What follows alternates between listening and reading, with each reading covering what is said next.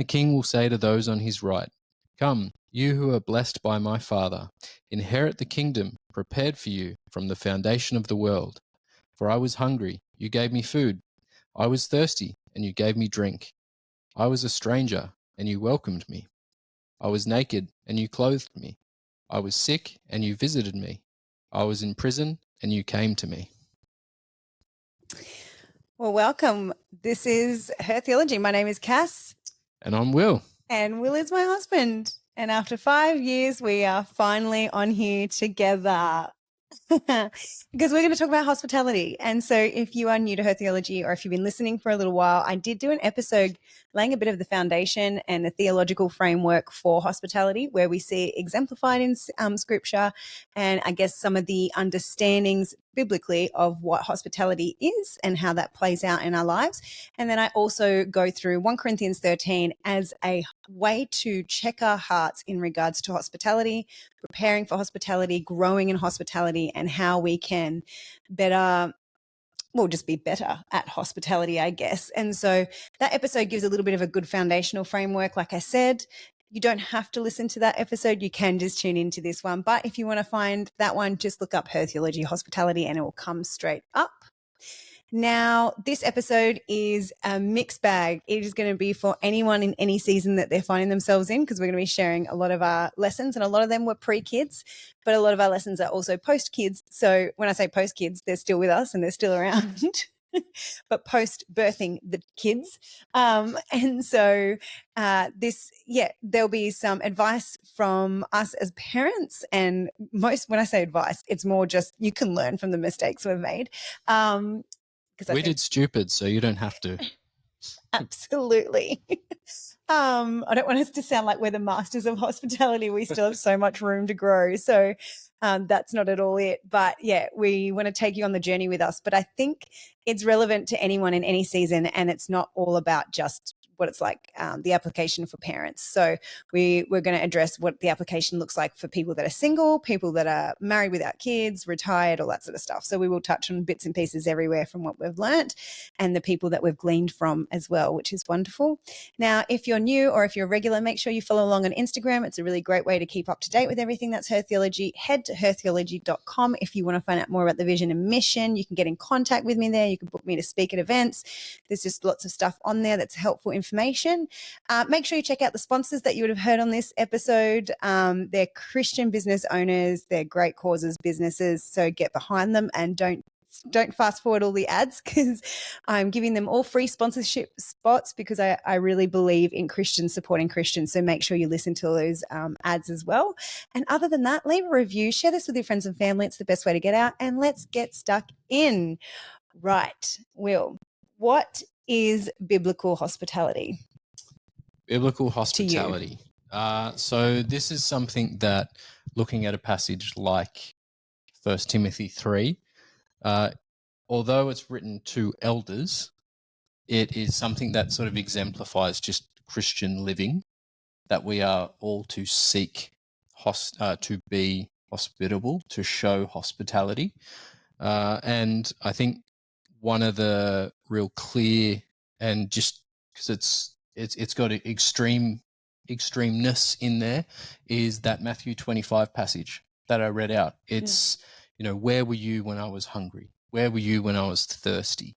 Yes, there will be people that we will meet in life that have those physical needs, but there's also the people we'll meet in life who have those spiritual needs. They're hungry for the bread of life, thirsty for the water of life.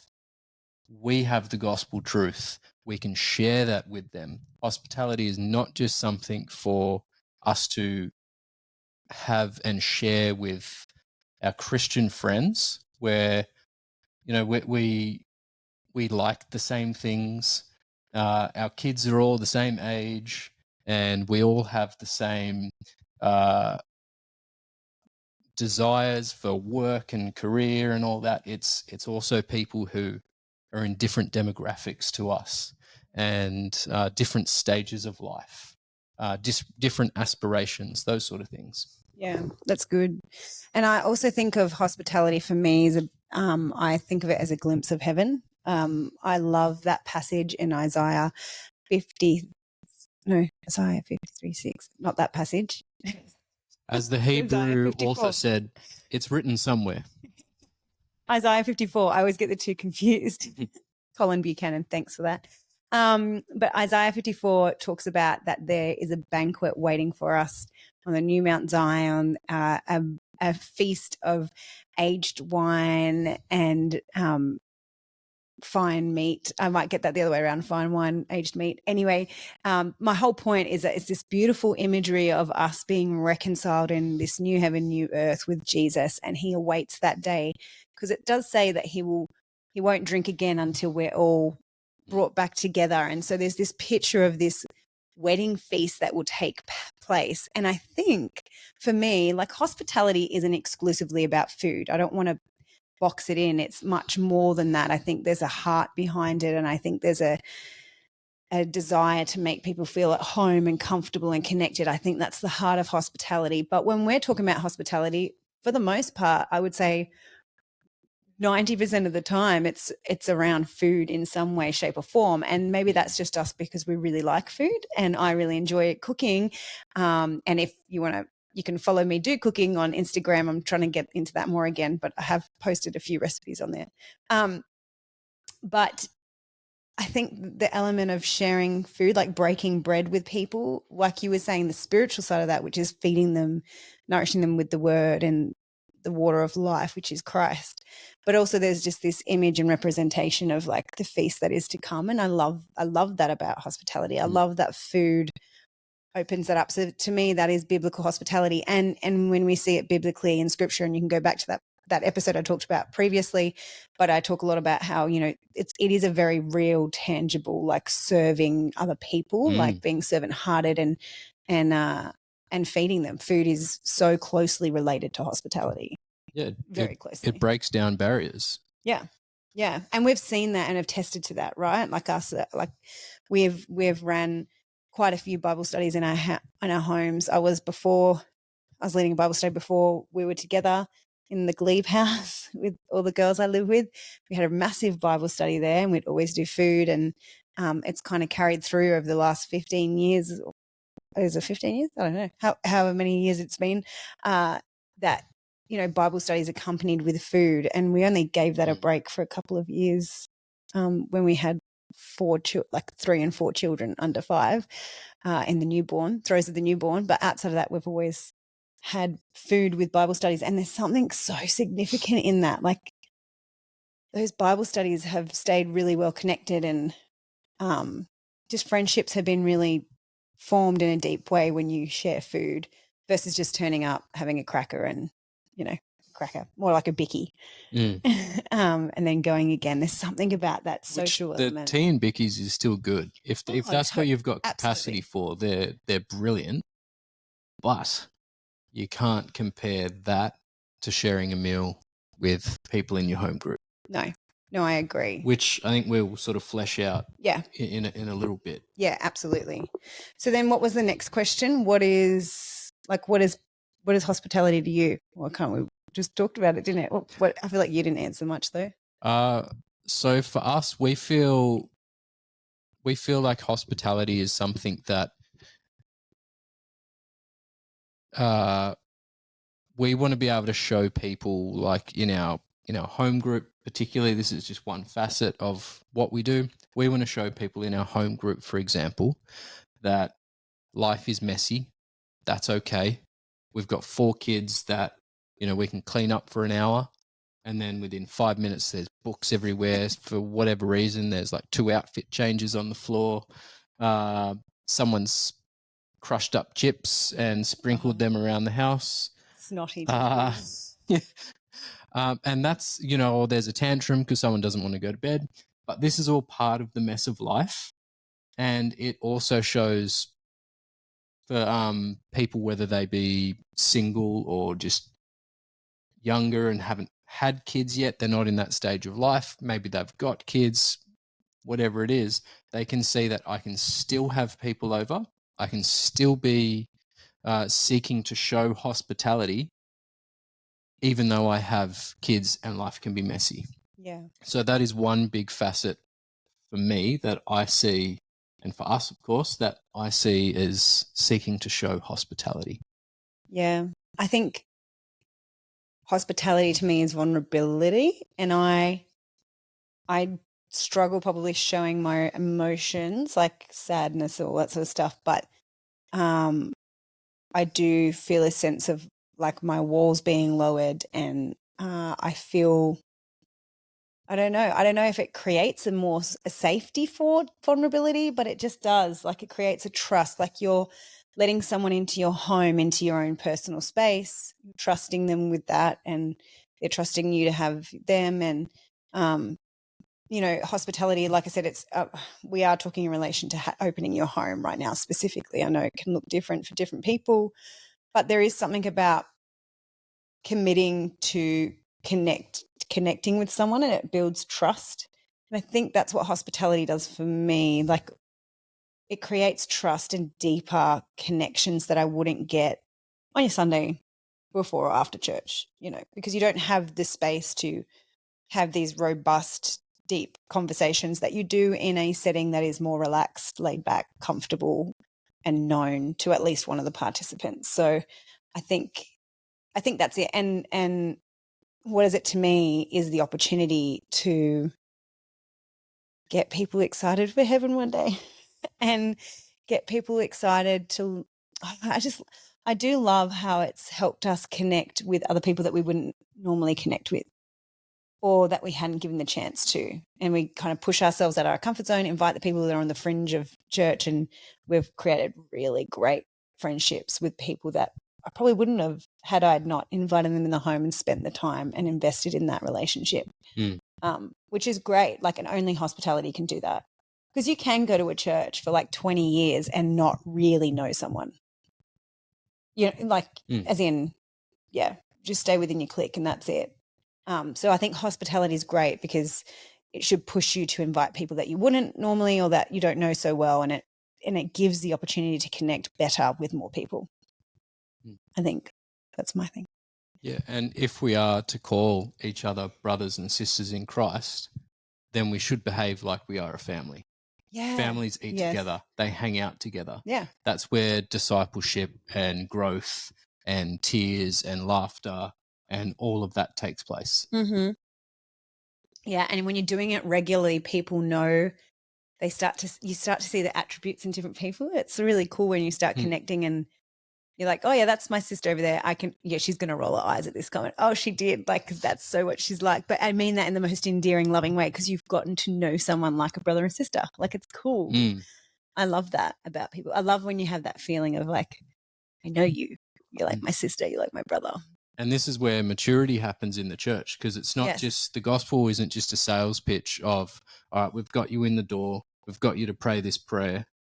It's now, okay, let's do life together. Yeah. Yeah, absolutely. And that's what draws people in. Most people coming to church for the first time and becoming a Christian, a lot of people are lonely. Like, a lot of people are desiring genuine connection. And so I think the church should be excellent at hospitality. And I think every Christian must be good at this. That's going to look different, but I think you can know within your own heart if you're not giving it a good crack. Yeah. I can't tell you whether you are or not, but I think you can tell within your own heart. And I think I look at the Christian church, some denominations do it way better than others. And I'm saying this in the most loving, rebuking way. Like, I now want you to hear me out. There are absolutely some of you that nail it and do it well. Some of you that are growing and putting the big effort in. So this is not a hard and fast statement. But having grown up Pentecostal, having grown up Baptist, I remember growing up, and it was expected that every Sunday after church, there would be either people at our house or we'd be going to someone's house. And every week, I remember I'd be like waking up. The 90s were epic for this. I'd be waking up in the middle of the night because I've fallen asleep in my friend's parents' spare room and then I'm like lumped over the shoulder of my mum or dad and being shoved in the car because they're finally finished talking till the wee hours of the night. And that was so normal, and I grew up with that. I grew up eating at other people's homes and always having people in my home and eating. And that was just such a joy. And I see it, like I've got a few friends that go to the local Pentecostal church around the corner, and they are so ridiculously hospitable. Like they'll always be cooking meals and offering to clean and do all these amazing things. And so I have noticed a significant difference in the denomination. It's like every denomination has strengths and weaknesses. And I think hospitality is probably one of the areas that we really need to grow in. And if you're not sure, like go to some of these other churches for a little while. And, oh no, don't do that because it's church hopping. But yeah, that's one thing we've noticed a big difference. Like our Reformed brothers and sisters, they'll now nail hospitality. Our Pentecostal brothers and sisters, they nail hospitality. And then like they seem to be two extremes of the pendulum with the denominational belief system, but then everyone in between seems to be like really struggling to get that. Yeah. But even your comment to go and have a look at another church is not with the intent to, well, No. let's just up and leave. It's no, let's see what they do well. Yeah. Let's see what we can replicate at our church. What are the barriers going to be? Is there something that is theologically, undergirding this principle of hospitality, men's group, women's group, that sort of thing, so we can hope to try and replicate and take, glean the goodness of what they do well. And that's the beauty of the unity, and that's what I love about the church. She's so unique, and there's all different little arms and legs, but it's still one body, so it's wonderful. So should we go into the fails? Yeah. Or do you want to go? Where do you want to go? No, I was just going to say the one of the things that we've seen that's also really important, like I touched on, yes, we're hoping and seeking to demonstrate that everyone can do hospitality in some respect, regardless of your capacity, be it just helping someone else out, like your growth group leader or something like that. But it's also the flip side of this is us discipling our kids.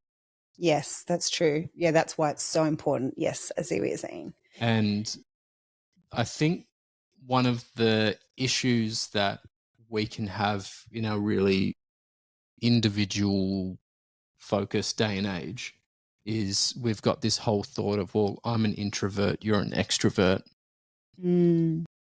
Therefore, I'm not going to engage in that. And the crazy thing about a passage like your 1 Timothy 3 is it's not, all right, all you extroverts, you get to seek hospitality because you love hanging out with people. It's no, Christian, seek hospitality. Yeah. And then people might go, well, it's for elders, but it's like there's introvert and extrovert elders. It doesn't matter. It's still a qualification is hospitality.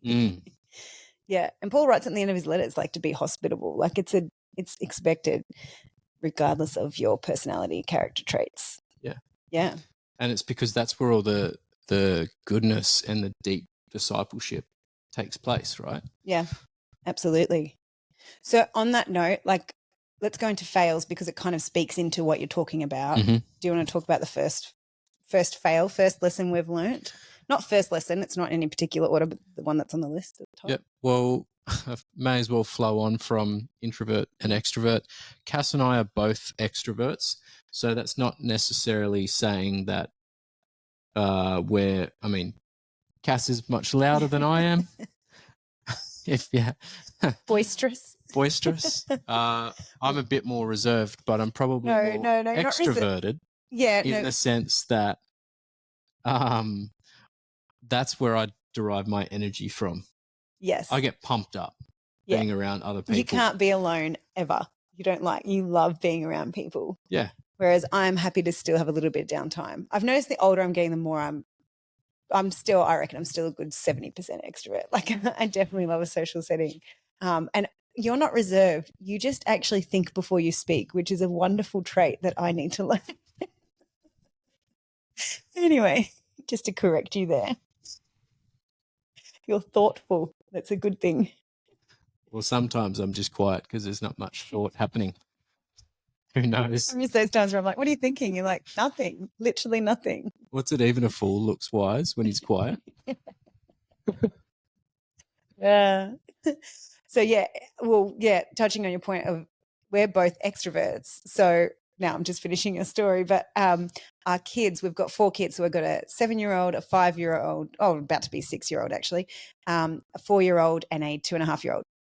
And we've come to notice, and this is one of our fails, is that we've had to learn the hard way that, 3 of our kids are actually introverts. And a lot of people would look at them in social settings and go, they're not introverts. But when we get home after a church service or after a night out or hanging the day with friends and whatever, they are absolutely they are drained and they need downtime. They need to either draw on their own or read a book quietly in the corner, or they need to just have a hug and sit on our lap or whatever it is, but they don't want any more interaction. They really need to just refill their cup. Whereas our youngest, mate, bouncing off the wall. She's like a pinball machine.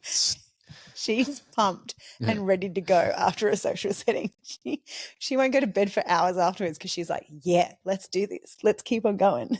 So that's been one of the biggest things for us. And we'd say for parents is, you have children and you just expect them to be just like you. And we've had to learn the hard way. Oh, wow, they're really not just like us. Yeah, we've got similarities and whatnot, but we need to honor where our kids are at. And so when we say that, I also don't want you to hear that we don't ever do anything social. We're also firm believers that even though our kids are introverts for now, that could change, but even though for now we can see that in them, we also want to push their capacity, and we also want to disciple them into realizing that it's not on their own terms. So we have times where we do cancel every now and then something or reschedule because we can see the kids are just done and they need some downtime.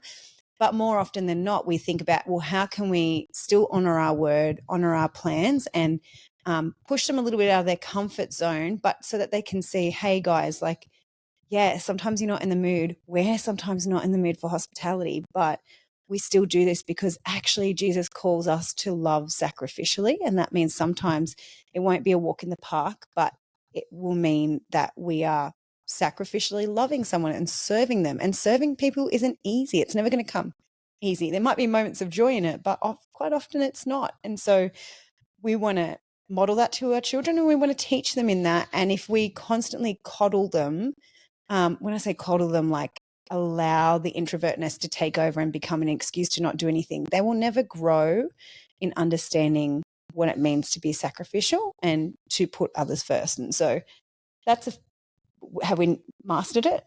No, but it's a process that we're going through. And I think, we need to be as parents a little bit tough sometimes with them in that way, because we love them and because we want them to see how Jesus did it for others and we're going to do it for others. Yeah. And the tension that we have to hold is to not overfill our calendar. Yeah. And to be aware that, okay, well, we've done something on a Thursday night. We've got something on Saturday night. Maybe the Friday night, let's just hang out and have a family movie night. Yeah. And that's why also Sabbaths, and we will probably do a whole episode on Sabbaths, I reckon. We should do that soon, actually, because a lot of people have asked me, but we really make an effort to keep Sundays our Sabbath. And that has been a game changer for us because it means we know that the kids have a day where they can refill. Yeah. And we're pretty good at keeping that fairly. Yeah. And an episode would be good because to actually make it a Sabbath, there's a lot of prep that goes into it and a lot of behind the scenes stuff. Basically means a whole lot of organization for Saturday. Yeah. All of that. There's things that husbands have to do to make sure that their wives can relax and have a Sabbath. Yeah. Men and women are wired differently. I don't mind pots and pans being in the sink. I do. Big issue for Cass. Yeah. That's good. What was the next one? I think one of the big things, we touched on how it's discipleship. Yeah. And so it's not just showing our kids, it's also showing others in whatever capacity they have that they can seek to show hospitality to.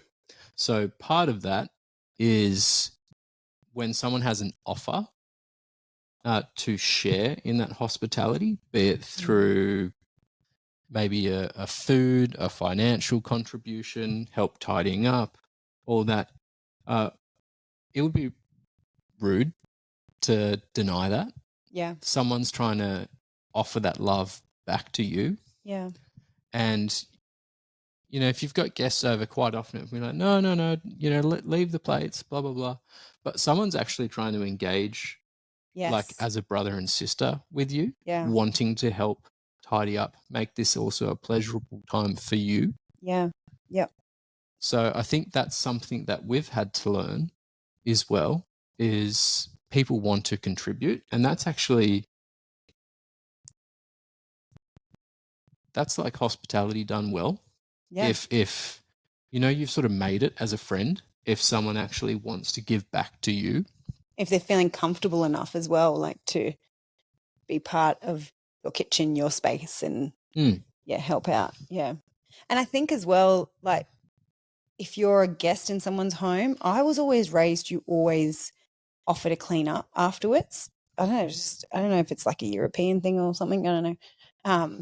It was always the women, to be fair. It was never the men in the kitchen. But, you know, it's so true. It was never the dudes. It was always the women. I was thinking back now, I'm like, am I saying that wrong? I'm like, no, it literally was always the women. But, you know, it's a really great way that if someone's Who's going to watch the footy though? I don't even know if they were watching footy, just sitting there waiting for dessert. But yeah, it's a really great way to build more relationship and get a deeper connection when you just go and start cleaning, because people just talk while you're cleaning. And if you're finding the conversation's a bit awkward or you're running out of things, get up and do something. It's a really great way to get the conversation going again. I feel like a lot of people can converse easier if they're not just sitting there watching, that they're like participating. So yeah, on that note of, yeah. And the control thing, I think, is another thing. Like for ages, I'd be like, no, I'll do that. I'll do this. I'll do that. And I realized I'm such a control freak. I need to let it go and let people do it. And it's okay if it's different to how I would have done it.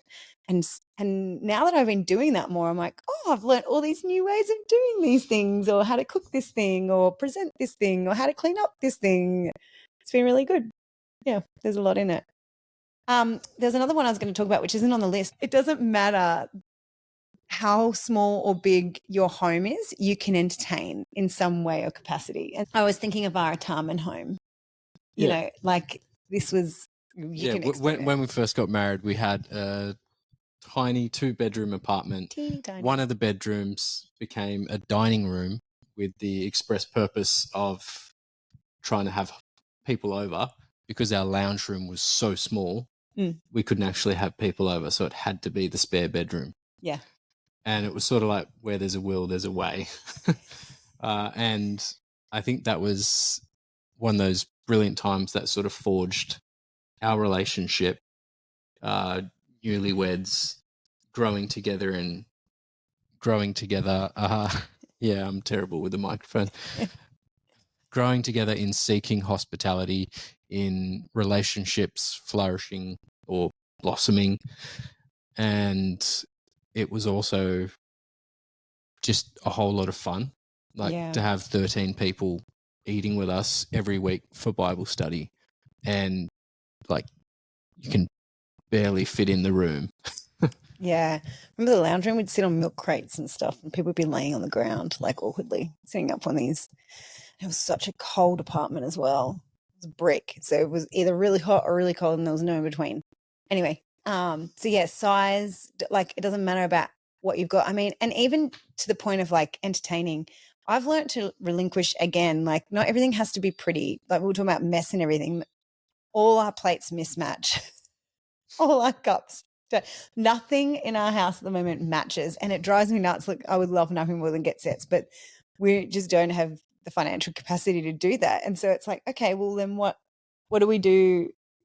Get over it. It doesn't matter if it's not the prettiest thing, it's not presented the best. It's about, again, allowing people to come into your space. And so don't let that become an excuse. And so maybe on that note as well, we want to speak into the people that are single or don't have kids. Maybe you're married but you don't have kids.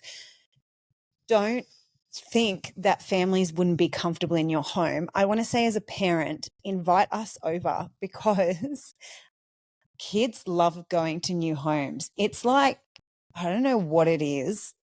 Yeah, they're going to check every cupboard. Literally every nook and cranny. But they get so excited, like, whoa, there's someone. someone else's home. And so, you know, be There's no chips intentional. in the carpet. Look how clean everything is. And then you see all of us parents go, don't touch anything. But, you know, and if you're not sure, just get a box. Like my friend Kelly has a box at her house. She's single and she has a box of her house full of just stuff with for the kids to play with. So when her friends come over with kids, they've just got something to play with and they love it. They just love it. And you can just go to Vinnie's and buy a whole lot of secondhand toys. Like you don't need to spend much. I'm sure there's people in your church who'd be happy to give you toys that the kids aren't playing with anymore. But equip yourself and don't let it become an excuse, because it's really great to involve those families in your house and even in that season. And I know that might be tricky for some of you, but thinking through how you can involve them, because I find often you'll find that all the singles get together, or all the young couples get together, or maybe the couples that don't have kids will get together, and that's okay, but we need to like branch out of our cliques. And so I guess I think maybe that's one of the other fails that we've learned is like it's very easy to fall into the cliques, isn't it? Like your group of people that you easily get along with. Nothing wrong with that, but when it becomes only those people you see and hang out with, I don't think that's healthy in a church. I think we should be constantly inviting new people in, people that are on the edge of church, on the fringe, and getting to know those people that we wouldn't traditionally maybe naturally connect with as well. Yeah, I think that would be good. I think there's another thing is that because we want our home to be a safe place for our kids, and we want our kids to have a godly upbringing, and you know we're concerned about what they watch on screens if they are to have screen time, that sort of thing. That's also another reason why we want our house to be the place that people come to. So, you know, if they've got mates from school or whatever, we don't necessarily know what's going on in other homes, and not in like a control freak sort of mindset, but we at least know what our kids are up to. And, you know, you obviously get a lot of comfort and whatnot with that and assurance, but you're able to sort of mitigate bad influences that way as well. Yeah, I don't think it's control. I think we are given the gift of them and we are to protect them. This is a really, this discernment. This is a different conversation. And like, there's families that we love and adore that we're happy for our kids to go hang out there for a day. So don't hear us saying never, but we want to create a home where our friends' kids just feel like they can always come in and they're always comfortable. I had second parents growing up. You know, I want my friend, our kids' friends to feel the same with us, that they can come here and they're comfortable and they're safe. And, you know, there's a difference. It's like, you hit they can sense Christ's presence. That's what I want. Yeah. And for those kids, you know, you hit that age and naturally, like your own mum and dad, you don't always want to share things with. Yeah, not cool anymore. Yeah. Ugh, I'm not looking forward to that. But those people were safe as well. Yeah. And ultimately our goal and the trajectory we're trying to point ourselves in is that our kids are 15 and there's just unspoken that, yep, my mates are coming around this afternoon. I don't have to ask mum and dad. Yeah, it's fine. Our house is always open. Yeah, they'll just make extra food. It'll be good. Like, yeah, that's my hope as well. And my hope is that people like in our church would just drop by more, feel more comfortable to just do that.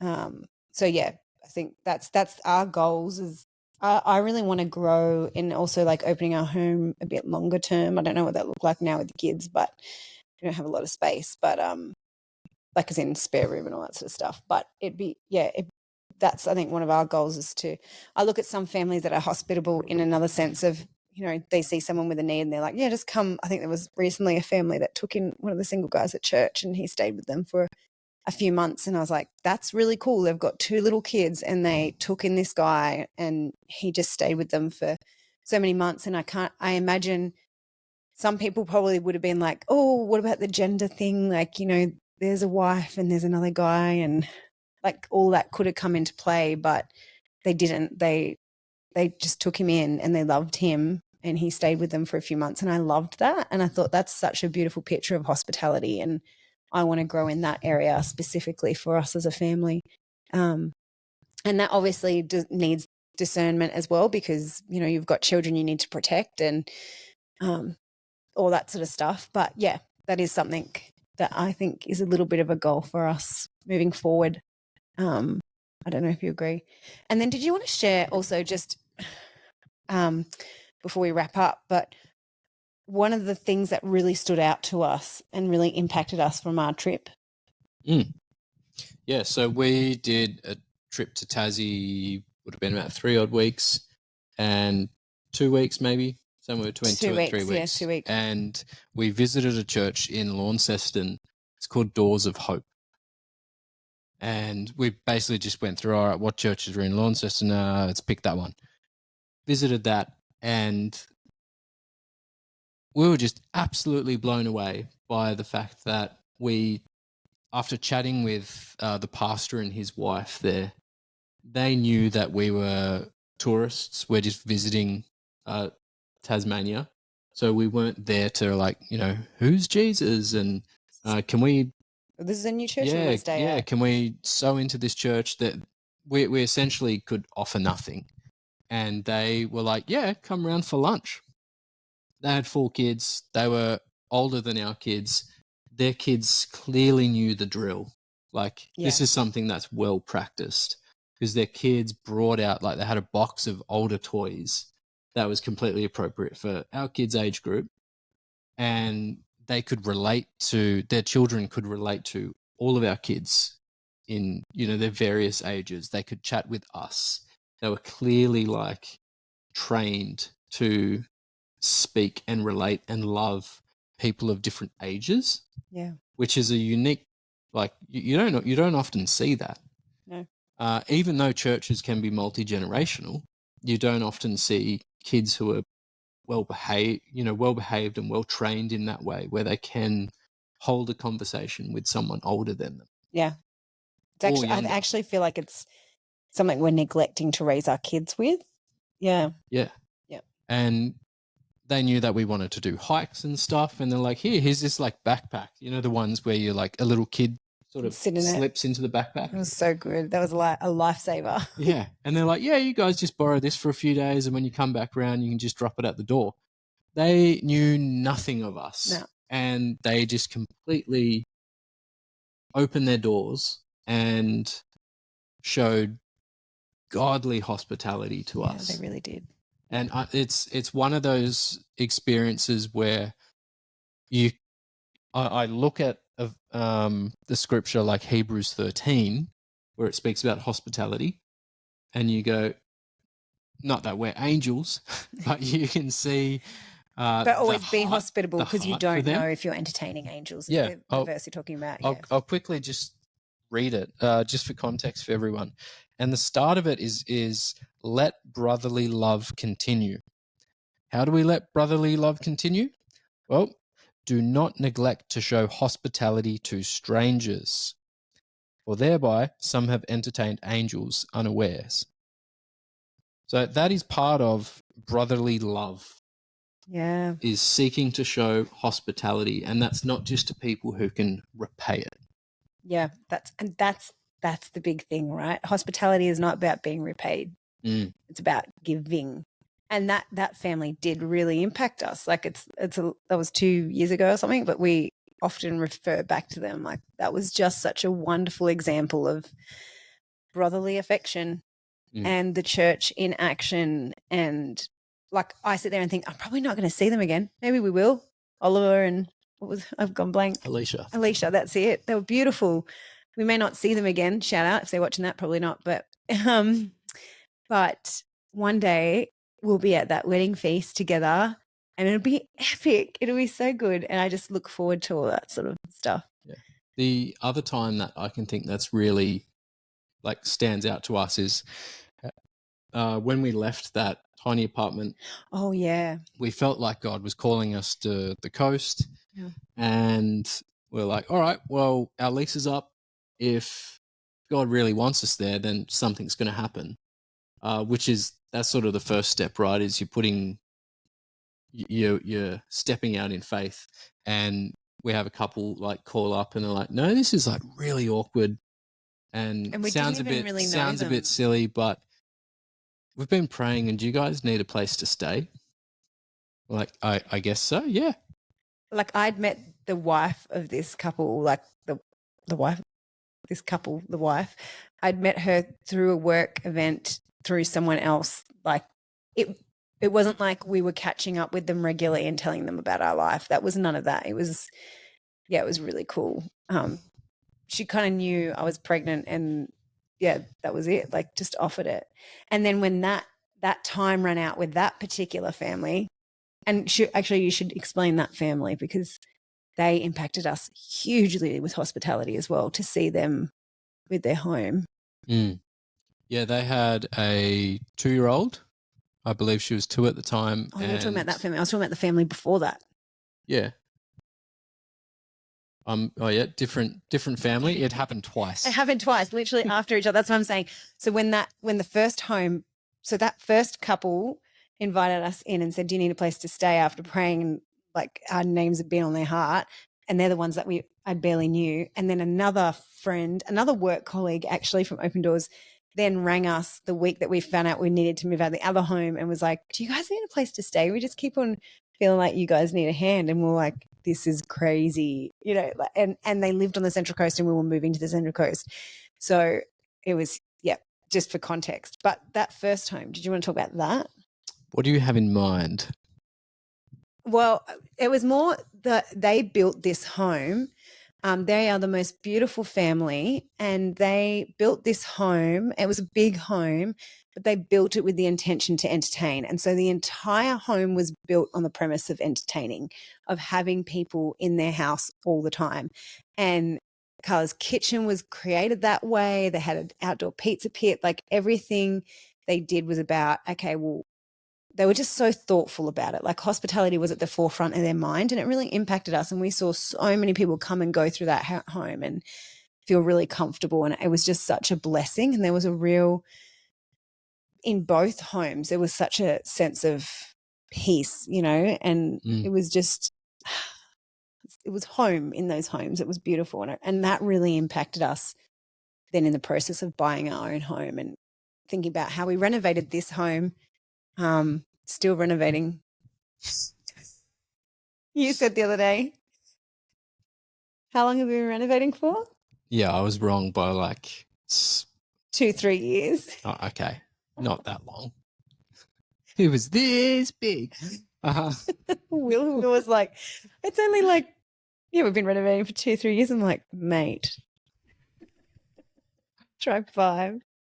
Anyway, but it did shape our thoughts on how we renovate our house to make it more hospitable to others. Let's say you're not in that position.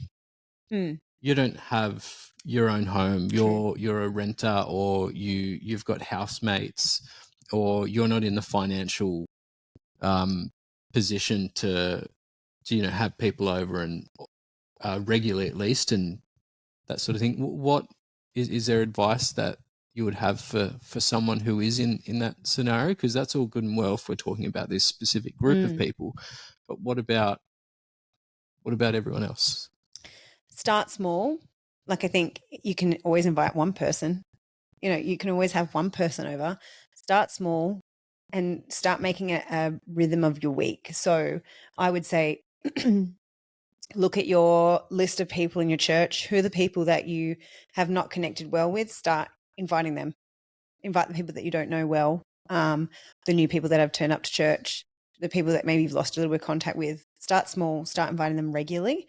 Make one night of the week the night of the week, if it helps, that you invite 1 or 2 people. But also think outside the square. Like, absolutely, sometimes it has to be in your home, but there's no reason why you can't do it down at a park regularly. There's no reason why you might have a handful of other friends that, you know, kind of want to grow in this area as well, but you guys aren't sure where to start. Maybe someone has a bigger home than you. So you say, hey, can we use your home? We'll invite all these people, but I'll come earlier. I'll help set up. I'll help make food. I'll contribute this. I'll stay around afterwards and I'll help clean up. So you're not all putting it on that one person. So there are ways that you can be hospitable even if you don't have the space or the capacity that you think you do. Like, find other people that you can partner with to grow in this area. And that might even mean finding a family or a person in your church. There might be someone that's retired that's really killing it at hospitality. Find the people in your church that are good at it and ask them and say, can I be your apprentice? Like, can I come to a few of the dinners that you're going to have? Can I tag along? I'll come a bit earlier. I'll stay a bit later. Like, I've met, I've been so encouraged by sharing on Instagram, because we cook for Bible study every single week.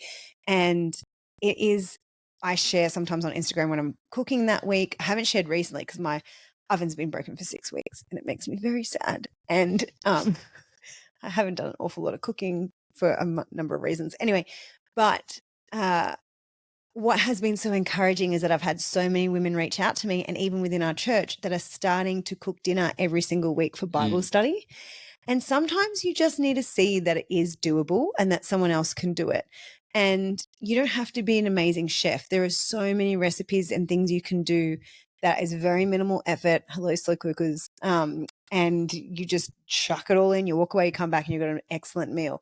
But it's been really encouraging. And I think, the advice for people wanting to get into hospitality and then are not sure where to start is find people that you can replicate or mimic, and think outside the square. Like I said, you can just go down to a park. You can meet at a pub. I don't know. There's other ways of being hospitable without it having to be you relocating on your home.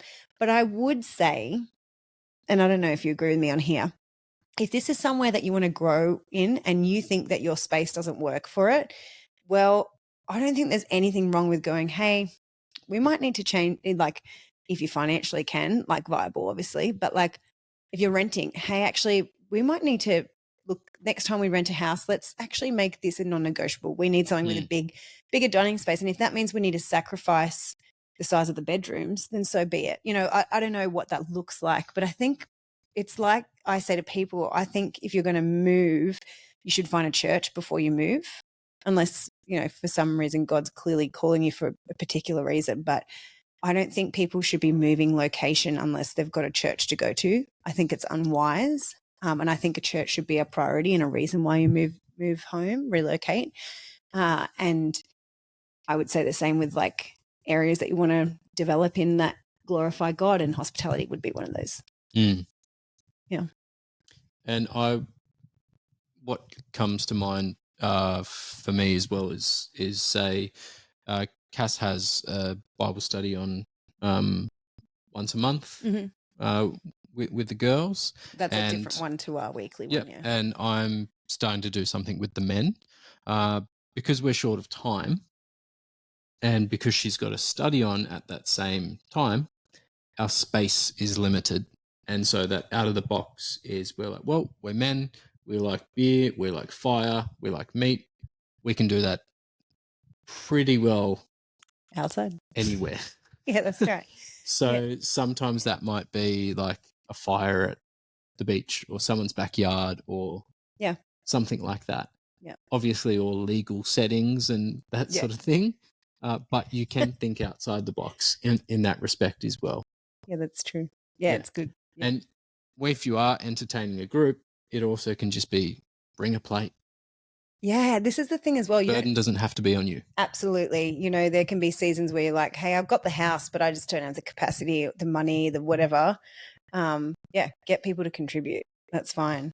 And I will say as well, don't let a lack of finances stop you. When I say that, obviously there's wisdom and needed in what I'm saying. But in the sense of, there has been times where the temptation has been real for us to cancel certain events or something because we haven't had the financial capacity at the time, but God has really worked through and provided in those moments.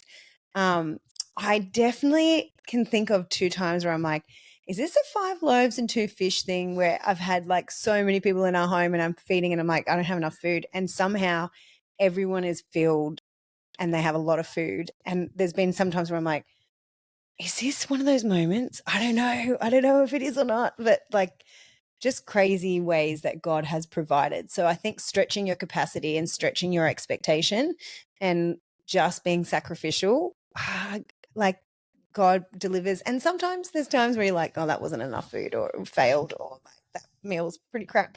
Or, there was tension between certain people. Like, things go wrong, but it's okay. It's all learning.